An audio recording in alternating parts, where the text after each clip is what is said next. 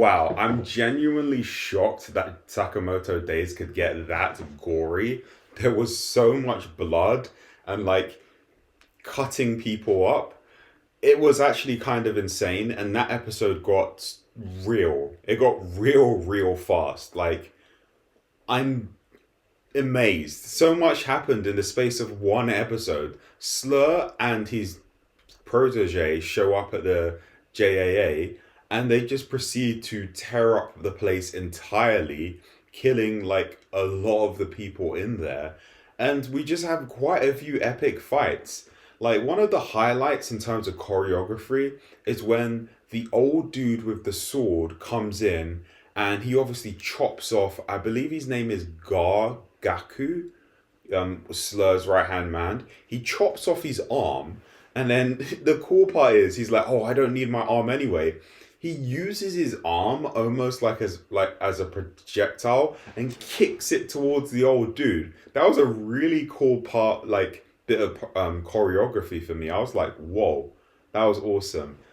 But damn, Sakamoto Days, that just got really intense for me. I was not expecting it to get like this graphic because a lot of people have been kind of complaining about the anime and how it, at least at the start of the its running, that it wasn't up to snuff. But I feel as though this was the animation, the directing, the colors. I feel as though this is one of the better episodes in the show, and I was just hooked from start to finish.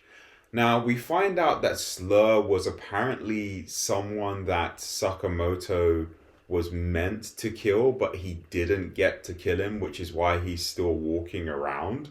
So there's a bit of history towards that. They said back in these JCC days, and I believe JCC is kind of when it's kind of like the academy for the assassins. So those three, Nagamo, Sakamoto, and this other guy, they used to be classmates apparently, and Sakamoto must have or thought he killed him, but he's still alive. But Slur himself is super strong. Like him and his protege just walk into a room, and then everybody in the room is like dead, like within a second. It's actually insane. But one thing that does make a bit more sense to me as a critique before I said that the characters felt a bit emotionless, like especially Slur, and I was like, there's so many of these characters are really deadpan, but I guess it makes sense with the dialogue he says today. He's like, I learned that when you kill, you should have no emotions, and he says that right before he's about to like strike down Shin, but Sakamoto comes in to like save the day. So there is that. I guess it's okay that they're deadpan, but I just don't want to have any more deadpan characters because it's going to kind of throw off the equilibrium of the show. We can't have too many like deadpan characters. So there's that. But it seems like where we're going with the show is that they're going to explore the JCC to find out more information about Slur. Sakamoto got super serious in this episode, but he still stayed in his fat mode. So I don't know whether we're ever going to see skinny Sakamoto again. Which, again, like I mentioned in the previous video I made, is a pretty cool thing because it's in line with the theme. Like he is this jolly guy now, so he doesn't want to go to his skinny mode.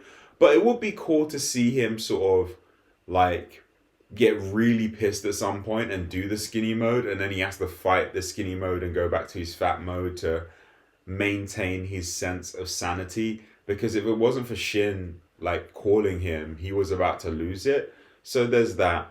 But overall, I would just say, man, this was insanely good. Especially the old dude with the sword. He is a monster.